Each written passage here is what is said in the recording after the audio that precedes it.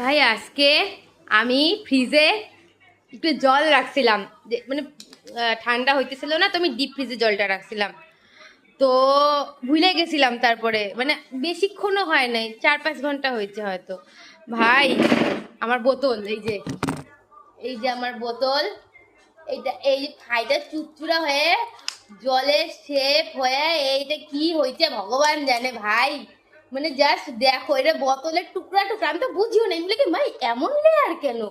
ও মাই আউ, এটা এমন লেয়ার না, এটা হচ্ছে এই যে এটা বরফ, এই দেখো বরফ। হ্যাঁ ভেঙে গেছে না, বাপরে বাপ কি ঠান্ডা। এই দেখো মানে জাস্ট ভাবো ভাই, কোনোদিন দেখছে এইরকম ভাবে বোতল এত বরফ হয়েছে? এমন বরফ হয়েছে ভাইটা চুচুরা জাস্ট। আরে জীবনে আমি প্রায় বোতলে এরকম ডিপ ফ্রিজে রেখে দিই, বাট আমি কোনোদিন দেখি না। আর বোতলটা এমন না যে ফুল ভর্তি জল ছিল, এতখানি জল ছিল, এতখানি। মানে দিন দিন কি কি যে হইতেছে, মানে আমি যাই যতই ভাবি যে এই জীবনে অনেক কিছু দেখে নিলাম, একটা করে নমুনা চলে আসে দেখার জন্য এক্সট্রা। ভাই এত কিছু মানে দেখতেছি, তাও দেখা শেখা শেষই হয় না।